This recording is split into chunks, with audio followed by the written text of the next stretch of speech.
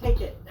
All right. All right. So we're gonna start with what the Midrash in Tachunum Vayishev 4 says. On the other hand, states the Torah preceded the creation of the world by 2,000 years. The fact is deduced from the pasuk in Mishlei 8:31. The Torah was reared by him and was the plaything day by day. This indicates a precedence of the Torah of 2 days, but a day of God is equivalent to our 1,000 years. As is written in Tehillim 94, 1,000 years in your eyes are like the previous day. So evidently 974 generations are equal to 2,000 years. This takes some explanation, however. As it is contrary to all human history, God gives full freedom of will, but he still knows the future. He allowed only about 2 years for each creation or generation before offering the Torah. Since he knows the future, he knew he would do no good to wait longer. In this world, however, he patiently waited 2,448 years, for he knew that Israel would eventually accept the Torah. He was especially anxious that the generation which left Mitzrayim to travel in the desert in the year 2,448 should be offered the Torah, as the Midrash in Vayikra Rabbah 13:2 informs us. God measured all the generations and found none so suited to receive the Torah as the Dor HaMidbar. Similarly, says the Midrash in Tachum in Lech Lecha 11, God closed up 974 generations in order to give the Torah to Dor HaMidbar because they were honest. After all the theory and proofs that we have seen, there is a difficulty with our conception. And the Gemara in Hagiga 12a tells, 10 things, says Rav Yehuda, quoting Rav, were created on the first day. The first was heaven, the second was earth, the third was tohu, the fourth was bohu, the fifth was light, the sixth was darkness, the seventh was wind, the eighth was water, the ninth was the length of day, and the 10th was the length of night. This appears to contradict our account. We argued that heaven, earth, tohu, and bohu pre-existed this creation. We could counter that Rav clearly is contradicted by Rav Yehuda Bar Simon, quoted in the Bereshis Rabbah above on page 44. So it says, as Rav asserts that the length of day and night were created on the first day, while Rabbi Yehuda Bar Simon maintains that they, at least, were not the original with this world. But what happened to all the evidence we have seen? How would Rav deal with the paskim that prove our point? We do not contradict Rav at all. After some discussion, we will find complete agreement with what we learn. And the Gemara in Rosh Hashanah 31 teaches us that the song of the Levium in the Beis HaMikdash on Sunday of each week was Psalm 24, that begins, the earth and everything in it are the property of God, because on the first day of creation, God became the owner of the earth and its sole ruler. He gave it over to its inhabitants for their use.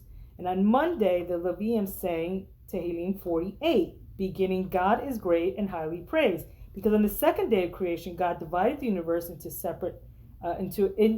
separate heaven and earth, and set his presence in heaven corresponding to the holy city described in that hymn. And on Tuesday, the Levium sang Tehillim 82. God stands among the leaders of the people, because on the third day of creation, God uncovered the earth and made the land fit for settlement by his people. On Wednesday, they sang Tehillim 94, which is, God is Lord of vengeance, because on the fourth day, he created the sun and the moon, and he eventually will take vengeance from those who worship them. And on Thursday they sang Tehillim 81, sing to God of our strength, because on the fifth day he created the birds, the fish, and the sight of whose variety caused one to sing his praises. And on Friday they sang number 93, God reigns, he dons majesty, because on the sixth day he completed his work and became king over creation. And on Shabbos the Levium sang 92, a song, a poem for the day of Shabbat, referring to the world which is pure Shabbos, unadulterated rest. I've lost track of how that's not inconsistent. About what? Well, didn't when they say that there's this inconsistency between Tohu Bohu preceding versus? He's getting to it. Okay. You know what's so funny? Even like this thing about I remember the last time we were all together and Dvorah brought up about the fossils and blah blah blah. He's good. He's gonna get like I looked ahead. I peeked ahead. There's like a very He's good. That's all I can tell you. So it's almost like all the questions we start to dig up as we're hearing this, he really goes there. Like, I think he's like, it's funny. It's almost like he's in our mind. Like, so he does get there. So it says, the Gemara in its perplexity, for why do Levim in the Beis Hamikdash 1,000 years after the creation sing every day, every week of the creation? Could they not find something more contemporary about which to praise God rather than continuously repeating the most ancient events? And this puzzle applies to another law as well. In the Mishnah in Tanis 26a states, there was in time of the Beis Hamikdash an institution called mamodos, literally stations. Their purpose is this: the Torah mandates that Israel offer sacrifices daily. When one's sacrifice is offered on the Mizbeach, one must stand by it. Each day, the Korban Tomid, perpetually sacrifice, is offered for all Israel, towards the cost of which all Israel contribute. Logically, all Israel must stand by while the Korban Tomid is offered, but that is obviously impossible. For this purpose, the early prophets established 24 mishmors, which is the watches. You kind of see those if you're somebody who's keeping track of the time, which Jews are like, we're always keeping track of the time. So you know about these watches: the night watch, the midnight watch, and are equal numbers of meimodos. A mishmor is a division of Kohanim and Leviim who, in the constant cycle of 24 weeks, performs a service in the Beis Hamikdash. Each mishmor was associated with a larger division of all Israel in the Mamod, and on the week of each respective Mamod, the Kohanim and the Leviim and the Mamod ascended to Yerushalayim to perform services in the Beis Hamikdash. The Yerushalayim in the Mamod who lived in Yerushalayim also ascended to the Beis Hamikdash to stand by as the Korban was offered. The members of the Ma'od who lived elsewhere congregated in the synagogue in the city nearest their homes. There they read the story of the creation in Torah. Each day of the week, on Sunday they read the story of the first day of creation, and on Monday the repeated part of the previous day reading continued through the story of the second day. And on Tuesday they read part of Monday's reading plus the story of the third day. On Wednesday, they again backtracked and continued through the story in the fourth day, and Thursday they read the story of the fifth day, and on Friday they read the story of the sixth and the seventh days. Why can the members of the Me'amod find no reading more contemporary, more relevant to the purpose of their function than the Ma'aseh Bereshis, which occurred thousands of years previously? So the Gemara in Tanis 27b discusses the relevance. Without the sacrifices and their associated mamados, the heavens and the earth would not endure. The Torah in Lech Lecha Bereshis 15:8 relates that Abraham asked God, "How can I know that I will inherit the land that you promised me?" Now Abraham meant by that, perhaps Israel will sin and you will deal with them as you did with the generation of the Mabul, or the generation of the tower. And God denied that. It says, Abraham countered with, "What zechus will they avoid such a fate?" And God responded, "Take for me 3 heifers, 3 goats, 3 rams," indicating to him that the korbanos which Israel would sacrifice from these species would preserve the nation. Now, if the korbanos preserve Israel, they in effect preserve the universe. For if Israel would cease to exist, the world too would end. You think if we told like Hamas and all that, they'll leave us alone, or no? Do you think we told all the anti-Semites, like, we go, you go. Like, we're taking you with us. You know what I mean? Hard to think they'd believe it. I have sort of a question on this. Why there's so much sacrificing? Why don't we do that anymore? We don't have a basic mikdash. Can't do it. But The the interesting thing is that everybody was supposed to go there, and they had all day they had sacrifices going on. It's just unbelievable. And can you imagine how big it was? Because you're talking about all the people there all the time, and how many times you got to get ritually purified, to how many mikvahs were there. Right. You know what I'm saying? How many? I mean, if you think about it, because we're just thinking, like, well, in my head, when I think Beis Hamikdash, I'm thinking about this little like Lego castle that's like, you know, like a city block They long. said the third temple will be 11 miles by 11 I would miles. believe it. I I believe think it. Rabbi Reuben said it's in the Gemara. Yeah, I 11 believe it because 11 it's like, miles by 11 miles. and at that point, we really all have to be going there, you know? One of the jobs was, and I studied this with the Sanhedrin, that one of the Levites would have to get up with a stick and wake up people that were sleeping at the garden gate. Because they divided the different jobs Right. of what each person would do. Right. And that would be a great job. Somebody got the stick job. I'll volunteer. Before you came, we were talking about like Sarah was saying, how do they remember how to do everything and everything? And I said that they were on mentally, they must have bigger brains. But not only that, when that's your job and you're doing it day in and day out, No, but No, God we're talking gave about them the oral. instructions. But they were on a whole different. But they had mental plenty level. of trouble going there too with very bad Kohen Gadol's. Not all of them were so wonderful. Well, that was and other things were But going not on in the there. beginning. In the beginning, everybody was. But then they kind of Yeah. went off the derech like we are Exactly. today. well, I think they're way on the derrick compared to we are. No, but I'm saying for them they went off. Yeah. Yeah. Well, For us, we never even got on. you know, it's funny because like the more that you really, when you know, sometimes like when we read these things, they almost feel like stories because they feel so far away from us. Kind of like what the Rav was saying, like, you know, the other day, they feel so far away from us. But when you really stop to think about like what was going on, you know, it's like I just did a share on this week's parsha for the women because I try to put like something for the women, and I said, you know, they're packing. Imagine you got like a donkey's worth of like space that you're gonna put your stuff plus all the little kids that got adopted because their parents got wiped out that you've now adopted, and they chose to take drums. You know, the question is like, why would they take drums? That's not what I would think of. Like, you know, take your pictures, your social security card. Why am I going to take drums, right? So when you think about the level of, you know, what the men were going through for how long, I mean, they were in such a state of depression. The women that are keeping it together, you know, and doing everything they're doing, and then they have the wherewithal to think about praising God so we're going to bring these drums. And when you start to contemplate what these people are going through on a daily basis, like, I mean, think about it. You're leaving their house. This was your house, probably your mother's house, your grandparents' house.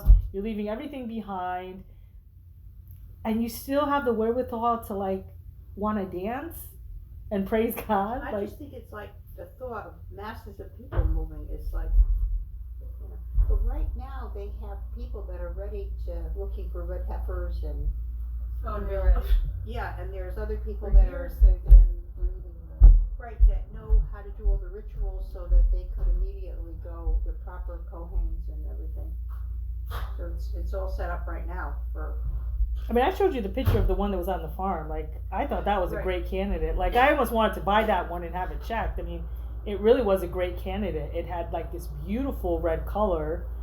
Who knows? Like, maybe we'll have one up there. Well, they found several.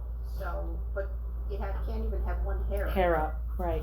You know what's funny, because this one, in just my opinion, throw it out for what you will, but I would have thought this calf would have been a great candidate because in this particular farm, which is like literally right across from where my grandma's house is, they're free to Right, they don't have a harness. They don't have a harness. They're not working because what they're breeding them for literally is to sell them. Right. So he would have been a great candidate because Right. all day long, all he's learning how to do is graze, break out of the barbed wire to go to the other half of the farm. You know what I'm saying? That's what they're doing all day. They're just like schlepping around. But what's so crazy is that they even talk to them. They're like, yeah, blah, blah, blah, and then they know how to come back. They know that's time. That's the dinner bell. It's lunch, yeah. Yeah, so it's time to come back, and then they stay there, and then the next morning they're all like, "Where are we going today, guys?" And they're going like down this mountain. They're like, I have pictures of them. They're literally like laying down on the mountain. So so I would have thought he would have been a great candidate. I mean, He wasn't worked. He wasn't anything. He would have been a great The candidate. problem is you didn't tell anybody. I know. Well, I had other things going on, but I guess it would have been good to let the world know we might have a candidate for the red The heifer, rabbis in Jerusalem. and tell them, please come herd the calf and my family out of here, please. Get everyone out. So, but rest assured, it's going to be shish kebab time soon enough when Mashiach comes. We'll all be there, B'ezrat Hashem. And We won't need a bait and Victor. no, we will. We'll have it. We're still And gonna you know, have it's so funny that the comes 13th. up. Oh, we're Yeah. right. They're gonna have all that. It's so funny because that comes up a lot. You know, a lot of people are like, why do we still have it and blah blah blah. But even the Torah, it's written.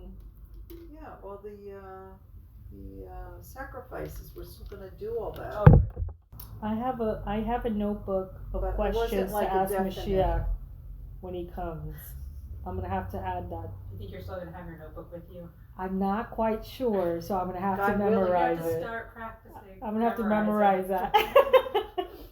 If they could memorize the oral Torah, you could memorize. That's what I'm saying. They Like, were gonna say you know, that. the bar was set pretty high. I'm only looking to do like a list. Now, granted, it's a long list, but. So, okay, so it says, despite this explanation, why is it necessary to revert to the original creation merely to express the idea that the universe continues through the korbanos? I mean, I think we just answered it. I think we just answered why What's the the answer? despite this explanation, why is it necessary to revert to the original creation merely to express the idea that the universe continues through the korbanot, Right. Which What Korban does that mean, though? the sacrifice? Sacrifices. So in other words, the world exists because of the korbanot. Yeah, but why? What is Right. But I what? still Well, don't get it. let's wait. You got it. I know you got it. I saw. I don't get I it. did. The light went on. And I saw Well, the sacrifice, The light went on. her. No, I saw it. And the minute she said it, she clicked. The minute I said it, she clicked it. Yeah. Well, let me just say this. So, this is what I heard Rabbi Reuben say when the bracha nefashos, okay? When we say that bracha, so the reason we're saying that bracha is because we're releasing the sparks. He said it's all the reincarnations of things. Like I think I've read more than once, like goyim that reincarnate, and we're releasing. When we say that bracha, we're releasing the sparks out of those things that we eat, of the reincarnations. Like onions are bad people. Yeah, but there's something about that one to do with like onion and garlic and those things that are All the bad low ones. lifes, All the bad. That's why they stink. The bottom next day. feeders. That's why they stink the next day. but they're the healthiest ones to eat. You know, there's a lot Yeah. of like. There's a lot. You know, there's a Garlic? lot. Well, Garlic has its thing plus is, and that's what minuses, the I goyim think. Say, but the rabbis say it's not good to eat too much. And you know, did you know garlic Garlic, like and will you cross the Wait, blood-brain why- barrier? Right. Yeah. Yeah, Why? that's not a good thing. But it does. But I can tell you, like for the farming, it's a natural pesticide. That's Right. what they use Yeah. in the mountain. But Why is you it know, good? onions and garlic is you can't eat them left over. Like No. you can't. Right. So maybe you know And did you know too? I mean, if Food, you made your dinner and you used a lot of garlic, and then for it was peeled. You can't save it over to the next day, or onions. and I I don't use onions. I use a lot of garlic in my cooking. Really? and I can't remember Well, the you could store, put so it in don't I take. like to oil. cook for a few days. You can cover it up with oil, but you can't like peel garlic. You can't like buy peeled garlic cloves at the store, No, I don't. or peel it yourself, like 3 or 4, and put them in the fridge. If you want to use them, you No, have to put I oil cook. over I'm them. saying I'm cooking with my pasta and my Yeah. broccoli and my everything, Yeah. and I'm eating, and I made enough either for me and my mother or for me for tomorrow Well, it's night. in the food. I'm talking about just garlic bites. Why No, can't- people oh, do thank that. Why goodness, can't you because do I that? love cooking with garlic. Why can't- Because why? It does. It does cross the blood-brain barrier. No. But why Why can't can't you? you leave it? It's a halacha in the It's Shulchan not Aruch. only that. I think leaving food for past 3 days is also. That's That's interesting. No, but I garlic never and knew that. onion- Water, you cannot have it left Oh, so overnight interesting. uncovered and drink it. Right, can't- because scorpions could get into it. But not only that, No, but no, no, but no. bad, but and you know the I Ari, wouldn't leave something uncovered. the Arizal used to have, he used to have, Right. and allow, so when they scoop the water that it would, some of it would fall out. So I think Rabbi Chemo said, I thought I heard, he said once 2 hours, like on a cup of water, if you didn't touch it, coffee or water for 2 hours. I don't know if that's Sephardic. but I think it was something with the, when I heard it with the Ari, with the scooping of the water, and I think that's why, because of the fact that he let, so that's, you know, because they were scooping out, and some of it they would allow it to drip out, and I think from there I started pouring, almost to kind of mimic the dripping, you know, that some came out. You made it. Right. So Started it. But that's in the Shulchan, with the olive and the garlic is in, I mean, the garlic and onions is in the Shulchan Aruch. Can you peel garlic and then like put it in a container? And With then use it? oil. With oil. You cannot leave it. In air. And And on- onions, I think you can can do you oil can and mix salt. you can mix it. So in other words, like if you change the fact that it's no longer just onions, like you made it part of a like a salad mix. Part of something, right. But if you But use why half an would- onion, you can't keep the other half. Well, wait a minute. If you cut the onion so that the roots are still there, that's what I do. Then it's okay. Like if I just need half onion, I cut it off, but I leave the root Uh-huh. on. Then it's okay. And you don't have to like keep it in oil. Right. And the garlic, why do you have to put the oil in? If you peel 3 or 4 cloves of garlic and you only use one for your cooking, 'Cause then it's you not can't put exposed to them the in air. you can't put them in a Sorry, Ziploc. I'm sorry. You can't put them in a Ziploc Okay, I like I don't do used to that. do that. Like do like 10 or 20. No, I don't do that. You can't Okay. save them. Okay. But you could, if you want to save them, you could put oil. Put That's them what in I'm wondering, olive oil. why, if I wanted Because to it's say. not, there's no air touching it, so the spirits can't get to it. I don't know what the real reason is. That's a good answer, I'll I'm take still it. trying to figure it out. You know too though I digress. The paleoads, honestly, you know, it's funny because you hear a lot about like leaving things uncovered. The paleoads brings down that also like your body parts and particularly your hair and your nails will pick up tuma. So it's very interesting because, you know, we hear a lot about head covering with modesty, but this was like, I remember when I read that was the first time I'd read there was like a different component. And really the tuma will grab on, it will latch on to anything that's exposed, but your hair is usually one of them. And the nails. And even when you cut the nails, they would cut it in a certain way. So the spirit wouldn't get to it? The what wouldn't get to it? I'm sorry. No, your hair, anything Right. exposed Right. attracts tuma, which is why we're like Yeah. constantly Here, covered. these. Yeah. You said everybody thinks it's modesty, but It is modesty, but that's not the only reason. that's what I'm Right. asking, yeah. Yeah, so that's what I said. That the paleoads brings it down, that your hair will attract tuma. I don't know what I'm not getting. What is tuma? It's like a spiritual impurity. So the hair attracts. Oh, I didn't understand that word. Okay. That's why. Yes. Okay. So I mean, it digs up in your nails. So it's interesting, and I think that's like all the rage now. I don't know if you see the ladies now with these like ridiculous looking nails that I don't even know how they like function. Well, they're not going to the mikvah. But how do you function with your phone and Right. stuff? Like it's just. I don't know. I'm mesmerized when I go into ShopRite or CVS. I'm mesmerized. Like, their claws. It's not only unattractive. I would say it's not attractive. It's not. It's unattractive, and it could hurt people. It's attractive to them. You know, That's right. it is. Attraction is a societal. You're right, it's a you're right, cultural it's thing. attractive It's to a different them. culture that appreciates It is a different culture. And when you cut your nails, I'm not saying you have to I do, throw them I'm in the just saying. toilet. I know you You know. know? Yeah, I forgot about that. When you cut your nails, do I you throw forgot them in the about toilet? that. or you I burn flush them? them. I flush them. Yeah, Rabbi Anavas burns them. And you cut them in I've a heard certain about way. We used to burn them. Because Those you know kids were- the everything is like formed on the letters. So you start with the side of chesed, you like this one, and you go like back to you, and it forms like letters of a word. I never cut because I don't have nails. I file. How My long does cut- it take to burn a fingernail? Long. They burn up almost instantly. Like they curl up like. You gotta put a lot of wood. We used to do it outside, but now I just throw them. how do they burn? By the do, way, I they don't know do. if you know, but it is pikuach nefesh for the embryo of a pregnant woman if she steps over nails. It's a life risk. They run the risk of a miscarriage Fingernails. for fingernails. So does that mean pregnant women shouldn't go to Salons? nail salons? I would.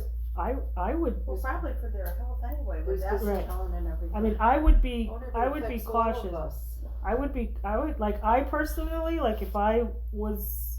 Even if you're not pregnant, I don't think it's good to go to those pregnant nails. It's for people who like claws. People what? Who like the claws. No, they do a lot of short nails. Or a pedicure. I used to go all the time. I don't go now. All right, go on. Okay. So Bigger and better. So back. I'm going to say that statement one more time. It blew my mind, right? It blew yours too. Despite this explanation, why is it necessary to revert to the original creation merely to express the idea that the universe continues through the korbanot? We can deduce the answer from the fact that we praise God each morning, that He renews each day constantly the act of creation. And we've all heard that before. Every day, He's constantly creating all over again. So it says, this language is puzzling. In this context, each day and constantly, and these are both in quotes, mean the same thing, and one or the other is redundant. Do not the Anshe Knesset Hagadol, who compiled our prayers, follow the same rules of brevity and terseness that the Chazal urge on the successors, and that Shlomo Amelech enjoys on all who approach God in prayer? And this is in Koheles 5:1. There's no redundancy. Each day and constantly, which again are in quotes, do not mean the same thing. God created the world in 6 days. If He constantly renews the creation, He does so likewise in 6 days. On Sunday, He creates that which He originally created on the first day. Each Monday, He redoes what He redid on Monday. Each Tuesday, Wednesday, Thursday, and Friday. And likewise repeats the operation described for that day in Parshat Bereshis. Now, the Torah was not written as a history book. If it were, it surely would not devote the entire Sefer Devarim to a period of 2 months and 7 days, whereas Parshas Bereshis alone covers the period of 1,536 years. That is really crazy if you think about it. I mean, in Bereshis, they're going through a lot of time, and then in Devarim, where it's like it's like a 2 month span, and that's kind of where we are now. We're going through those parshiot now. So. Moreover, other than spare demographic data, the earliest account of Avraham Avinu is from the age of 70. His crucial formative years and experiences are absent from the Torah Shebakshav, surely an unbalanced history. The Torah, rather, is a book of guidance for our behavior. I think that's very, like, if you want to know, like, what Judaism is about, I mean, like, I think that we've said this, like, people say there's no manual to life, but for us there really is. Like, there really is a manual to life. The more you follow it, the better off you be. The problem is taking the time to actually figure out what does the handbook say, The handbook needs a handbook. Well, that's what the oral Torah is for. It's the handbook it's the Cliff Notes, it's the handbook of the handbook, So it says, everything in it always contemporary, continuously relevant. If it appears as it does to relate ancient events, it is only because those ancient events have unending relevance for each generation. And we see that in the Gemara Megillah 14a, which informs us that 48 Nevi'im and 7 Nevi'as prophesied for Israel. Problem: there is a contradiction quotation. Scripture in Shmuel 1:1 records that there was a man from the heights of the prophets, and his name was Elkanah. The place is elsewhere called only the heights, and that's in quotes. This unique destination teaches us heights being alliterative with 200, that the man was but one of 200 Nevi'im in his time. Thus, there was no more than 48 all-time total. Solution. Are you getting this, mathematician? Are we about to multiply 48 times 200? Okay, let's see. If you come up with the answer, I'll be like, you're going to be the next Navi. So, Well, I got lost in the stars. 9,000. I got lost in the stars one earlier. so there, in fact, are many Nevi'im, and the 48 Nevi'im and 7 Nevios are merely those recorded in Tanakh. This conclusion is confirmed elsewhere, and we learn that Israel had many prophets, twice the number of the people who left Mitzrayim, 600,000. That number came up earlier this week. Why then are so few mentioned in Scripture? Only those prophecies relevant for all time were written. And I think that's something we've heard. We've all heard. Why would there be prophecies that aren't relevant for all time? Because sometimes it's probably be like, listen, guys, if we don't get our act together by next month, there's going to be a flood. You understand? Like, there could be like warnings like that. You know, like it really could have been. You know what I'm saying? Or, you know, our ladies, like, you are our hedge protectors. Your modesty is going down. There's going to be a plague that's going to hit us if we don't get this together. Like, you know, that's really more for what's going on in your time. It really probably has nothing to do with, you know, a lifelong lesson when you're talking about the life of Israel. You know what I mean? And if you really think about it, if you've read any of the, you know, Navi's writings, any one of them, when you read it, it does seem very relevant. Like, there's something that you can extract from it and apply to your life.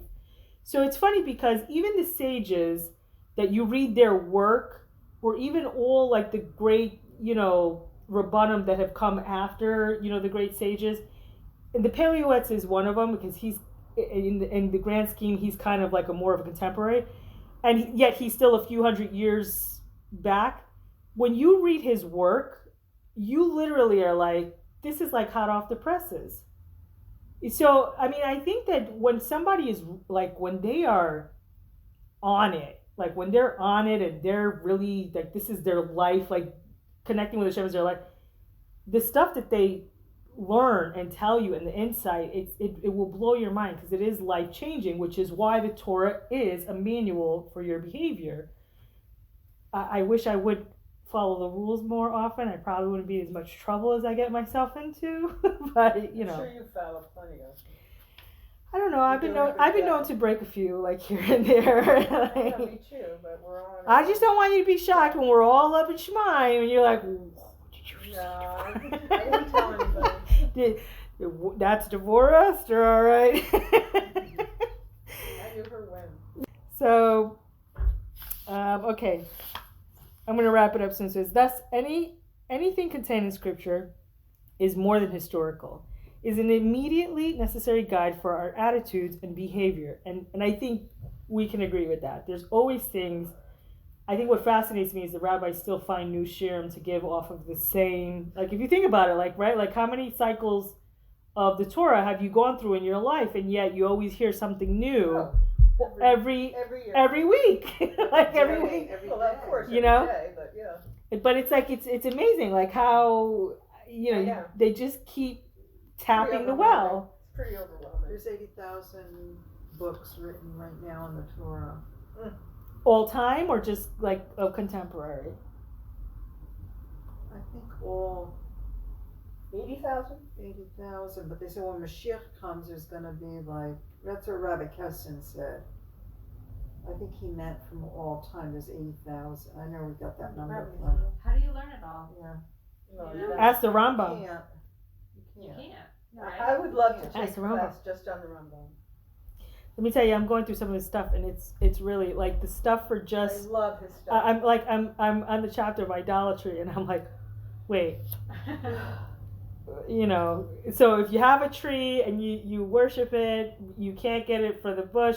But if there is a nest there, and if it's adult birds, if it's baby birds, like there's all these like little like what you Right. can't. And the thing is that I think that again, like you'd have to really take time to read and Yeah. understand the Rambam. Absorb everything, yeah. But what you think sometimes is prohibited is not, Oh, yeah? and what you think is permitted is not. Right. It's like it's crazy. Like the things that You know, so I was following Lakewood, New Jersey, the Jewish community, and a lot of these communities have real problems within the communities because they The word, people Yeah. are still people, you know? You Right. expect more That's right. sometimes, but people are still That's right, you people. expect more, but it's not. I thought it was interesting when I heard somebody say a few years ago that being a vegetarian isn't necessarily prohibited or forbidden, but you have an opportunity to do many more mitzvot if you eat meat. and not only that, you have the opportunity If you do eat meat, you have the opportunity. and you have the perform more mitzvot. opportunity to elevate that neshama that knows. It's not like us where we forget. Like in other words, like for cows, like a lot of times men who were putting the razor to their face become reincarnated as cows. They know when they're in the form, they've come back as the form of a cow. They know exactly. They remember the past. It's not like us where we forget. They know. So imagine what's the greatest thing that can happen for this cow is that they're going to get shecht in a kosher way where they're not going to feel anything, and then be used for the Shabbos meal to be elevated. You get what I'm saying? Yeah. but it's the size of an olive too. They don't expect you to eat gallons. Right. Yes. You know, it's small. Right. It's Rambam has a great section on food and what you should eat, what you shouldn't eat. That's my Rabbi Gordon too. Yeah. And Seven in the layers summertime, of you should eat gases. this. You should eat this in the wintertime. Yeah. You know, Mm-hmm. you could tell he was a great doctor. He really was. He's into 7-layer cake. That's his. May he rest in peace. I'm on board with anything that includes cake. Lemon. All right, let me finish this paragraph. So it says, thus, anything contained in Scripture is more than historical. It is merely necessary for a guide of attitude and behavior. Maaseh Bereshit, too, is much more than history, though, of course, it is that. It is an ongoing process. Each Monday, God does what is described in Bereshit as the act of creation on the second day. Each Tuesday, God performs the act of creation on the third day, and so on all the days. Therefore, the Levium in the Beis Hamikdash sang, and the members of the Ma'od read of the work of creation each day, for they were speaking not of ancient history, but of current events. So I'm gonna tap it there, but it's very interesting because sometimes I think that you can go into it from an angle thinking that we do all these things, we don't really know why, but I think we brought this up before. I think they knew a lot. They know a lot more than we do now, and there. I always say, like, I try to keep having that attitude they had at Mount Sinai when they just said, we'll do it and then we'll understand it. Because a lot of times you just do it and you get this, oh, that's why we do it. And it makes so much sense. In the meantime, you've been doing it this whole time and gaining all the merit for it. So why did we lose so much knowledge? I think that there's that question has a lot of answers. I would say that a lot of hardship has befallen Am Israel, very much like it did in Mitzrayim. Back then it was the men who kind of just lost hope and the women didn't, but I feel like it almost seems like there's been an opposite, that the women are losing hope. And that comes from a lot of reasons. I mean, there's been a lot of trauma that's happened and people they're so numb at this point. So when that starts to happen, you really are an autopilot. You're just trying to survive. And I think somewhere along the line, you're trying to survive and you don't realize that your kids are watching you in your survival silence. And so they grow up with nothing. Yeah, and they perpetuate that and they don't know anything. And so by the time second generation comes, you basically lost almost all of it. So the generations are going down. I mean, even like, let's just talking about rabbis, just say rabbis, we don't have, the level that we had 200 years ago. Well, I think the problem is that rabbis are afraid to say it like it is. I think they're afraid to say that there is a consequence to your behavior.